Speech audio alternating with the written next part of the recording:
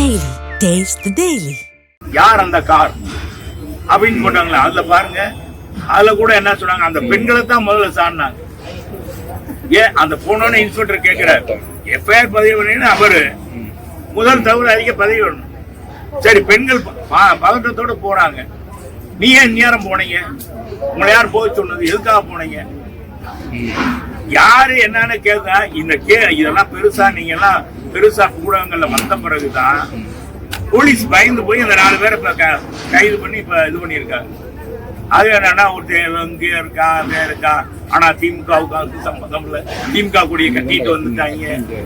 அப்படி கட்டிட்டு எத்தனை பேர் வர்றாங்க, அப்ப என்ன செய்யறீங்க, அவங்க மீது என்ன நடவடிக்கை எடுத்தீங்க, என்னன்னா நாடகம் பாருங்க, என்னன்னா பேசுறாங்க. அது அவர் அங்க அப்படித்தானே அர்த்தம், அப்படித்தானே அப்ப இந்த ஏமாத்துறவன், திருட்டு கஞ்சா கடத்துறவன், போதை கடத்துறவன் திமுக கூடிய பயன்படுத்துறான். எவ்வளவு அது, அப்ப இந்த அரசாங்கம் அதுக்கு பேசாம இருக்கா? அப்ப சொல்லாம ஒரு இது சுற்றறிக்கையா அரசாங்கம் கேட்கறது என்ன, அதைத்தானே கேட்பாங்க எல்லாரும். ஏதோ ஒருத்தரை மறைக்கிறதுக்காக இதுக்கு பின்னால என்னென்ன விளைவுகள் வருது பாருங்க. எங்க இருந்து கடத்தி போய் ராமேஸ்வரத்துல போய் போதைப் பொருள் இங்க இருந்து கடத்துறான், அங்க இருக்கவங்க கண்டுபிடிக்கிறாங்க. அங்கே தமிழக போலீஸ் இல்ல, சுங்கத்துறை போலீஸ் கண்டுபிடிக்கிறாங்க. இத்தனை கோடி போதைப் பொருள் வந்திருக்கு. அதெல்லாம் இந்த ஆட்சியில எல்லாமே போதை நடமாட்டமா இருக்கு, எல்லாமே மூடு மறைக்கும். சார் 200 தொகுதி திமுகவுக்கு சாத்தியம் இல்லைன்றது உண்மைதான் சார். அதே சமயம் விஜய் போன்றவர்கள்லாம் வருகிற காரணத்தினால அதிமுக அது சாத்தியமா இருக்க வாய்ப்பு இருக்கா சார்? அடுத்த நீங்க எழுதி வச்சுக்கோங்க மதுவான, அடுத்து எங்க ஆட்சி அதிமுக ஆட்சி தான் மலர்.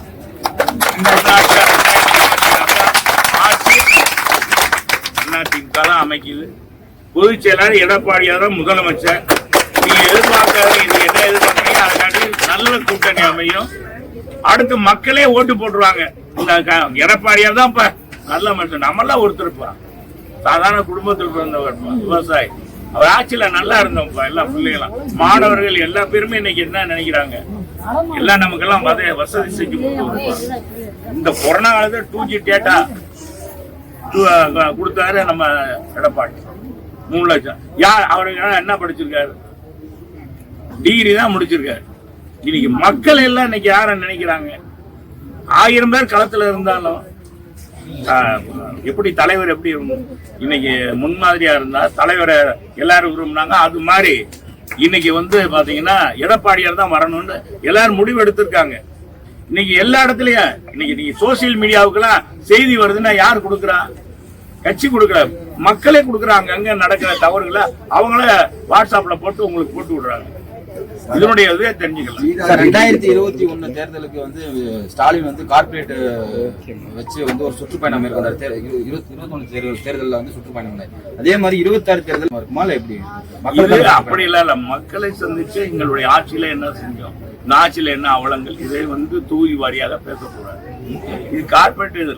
இந்த ஆட்சி என்ன வாக்குறுதி கொடுத்தாங்க, என்ன நிறைவேற்றிருக்காங்க, இன்னைக்கு நாட்டுல என்ன சட்டம். இன்னைக்கு ஒரு இது எடுத்துங்க, நம்ம இந்தியாவுக்கு முன்மாதிரியா நம்ம இருக்கிறோங்க. இங்கதான் ஜாதி மதம் பூசலே கிடையாது. தமிழ்நாடு அமைதி பூங்காவாக இருக்கு. இங்க இஸ்லாமியர்களும் சரி, கிறிஸ்தவர்களும் சரி, இந்துக்களும் சரி அண்ணன் தம்பியா பழகிட்டு இருக்கும். ஆனா இந்த ஆட்சி அமைந்ததுல இருந்து பாருங்க, மதம் அங்கங்க மத கலவரம் தூண்டப்படும், ஜாதி கலவரம். வேங்க வயலுக்கு எவ்வளவு நாள் கழிச்சு தீர்வு இன்னைக்கு அதை ஏத்துக்கிறாங்க. திருமாவளவனே ஏத்துக்கிற மாட்டேன்ட்டாரு. எத்தனை பேர் கம்யூனிஸ்ட் ஏத்துக்கிச்சா, ஏத்துக்கிறது. அது மட்டும் இல்ல, உசிலம்பட்டியில ஒரு தாழ்த்தப்பட்டவங்க காலில் விழு வைக்கிறாங்க. சேலத்துல அது மாதிரி ஜாதி கலவரம், இது ஜாதி அங்கங்க புற்றீச்சல் மாதிரி வருது, மத கலவரம். இப்ப பாருங்க, இங்க சாதாரணமா திருப்பரங்குன்றத்துல நடந்த இது நடக்கக்கூடியதா. இது வரைக்கும் திருப்பரங்குன்றத்துல நீங்க எல்லாம் சின்ன பிள்ளை இருந்து நீங்க எல்லாம் சின்ன பிள்ளை இருந்து பாத்துருப்பீங்க. நானும் சின்ன பிள்ளை இருந்து இது மாதிரி ஒரு ஏதாச்சும் வந்திருக்காங்க